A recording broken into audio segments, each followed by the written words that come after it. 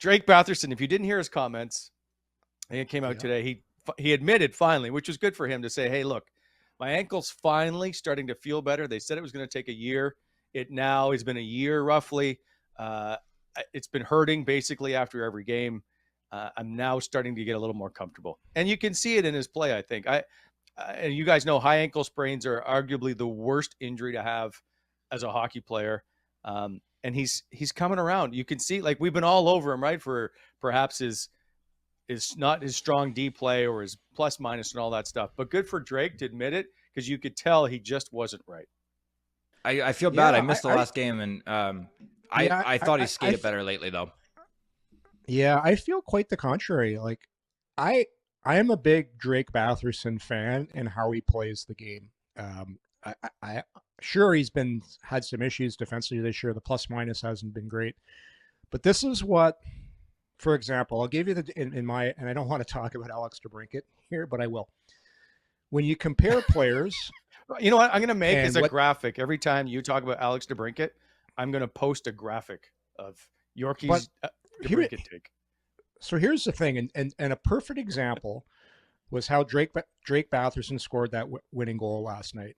When you get to this time of year, and Bobby knows this as good as anyone, Bobby is a big guy, and Bobby could play inside the dots. Drake can get inside the dots, and that's where that goal last night, you won't see Alex DeBrincat scoring a lot of goals like that. He's more of a one-timer, more of the outside, great shot, super skilled, but Drake has the ability to get to the inside of the ice, and I think when Ottawa does eventually get to the playoffs, he's going to be really good because he can hold pucks, he can hold guys off, and you hear DJ Smith talking about this all the time. We want to hang on to pucks in the offensive zone. Drake can do that because he's long, he's got a really long stick, and he's strong enough and a good enough skater to hold guys off. He can do it. Brady Tkachuk can do it. Tim Stützle can do it. You see Claude do it, but they can accept contact. And in today's NHL, you have to be able to accept contact in the offensive zone. You can't fly in, fly out, and hope you get the puck. No, you got to go in there, body, protect, and by doing that, you give everybody else an extra second to get open. And Bobby knows about the soft spots in the offensive zone, and that's to me, that's what makes guys like Brady Tkachuk so valuable. And Drake can get inside the dots, and come playoff time, that's where you win hockey games. And that's why you're seeing him. He mentioned now that he's more healthy, but this time of year is a time when guys like that are even better players because you got to work a little harder for that little extra inch of ice. And that's, with his contract, with his skill set, for what he brings to the table, he's a very valuable player for this team. And I know people are all over him defensively. He's going to get better at that. I see him being a very good player for this team for years to come. He's such an easy, I don't want to say target, but a topic of conversation for people this year because of the minus. And I get that, and I understand that that's a focal point. But listen, this is 4.7. He's making less than $5 million when you have a plethora of guys making 7 and 8. He's got 21, 34, and 55. Like, what? I don't know that we've really put into context the year that he's had quietly while taking all this on, while being hurt, and while having something that's off the ice probably weighing on him way more than any of us know. And I don't want to talk about that even a little bit, but I'm just saying there's a lot of different things that could really, really be weighing on Drake this year. And he's put together another 20-goal season, a 50-point season. He's going to be north of 60. I just think that we've kind of picked on him a little bit because he's been the easy subject, but some other guys having some career years. He's also the first guy moved off of those lines. He's also the first guy moved, to different areas. There's been less consistency for him all year than other players. And I think he's handled it all really well. And I think he's put together a quietly nice season at the $5 million mark. When you have some guys making 8 and whatever, and a guy making 9 that's 1 point ahead of you and 1 assist ahead of you.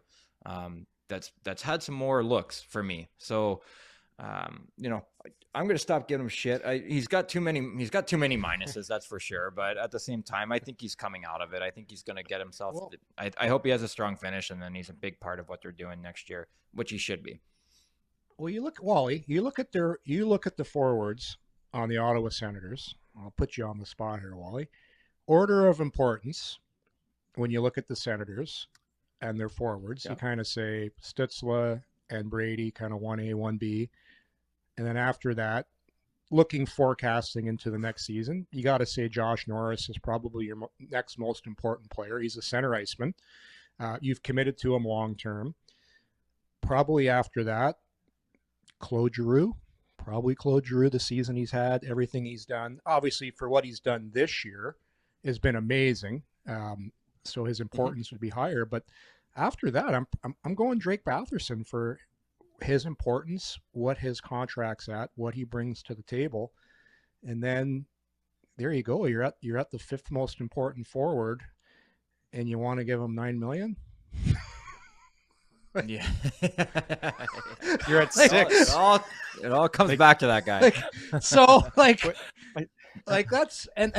That's no disrespect to the player. He's a really good player.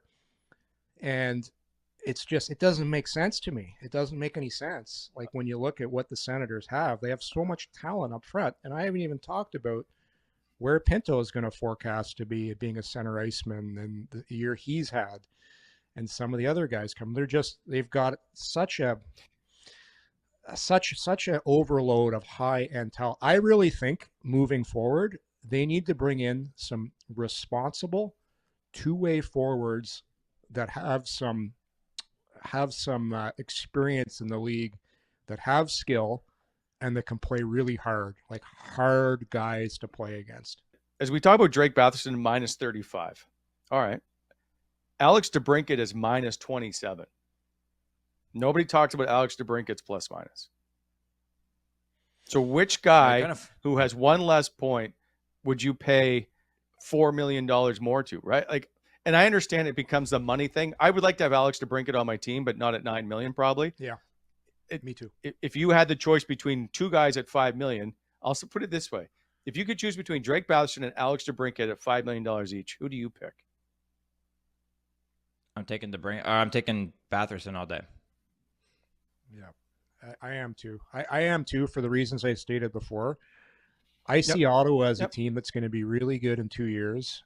And when you get into tight hockey games where you got to get inside the dots, one player plays inside the dots, one player plays outside the dots. And it's I've seen enough. Like DeBrincat is unbelievable on the power play. He's one of the best I've seen in the league. He's so good on that flank. He's exceptional at 3-on-3. He's exceptional at carrying the puck through the neutral zone on power play entries. But those three things, I know the power plays are important in the playoffs, but time and space really gets limited in the playoffs. And that's, I don't know, I thought we weren't going to get into this today, Wally. I thought we were leaving this to Thursday. No, I know. I'm moving on. I just wanted to ask you one simple question. Okay. I'm taking Batherson. Forget it. Okay, that's fine. That's all I wanted.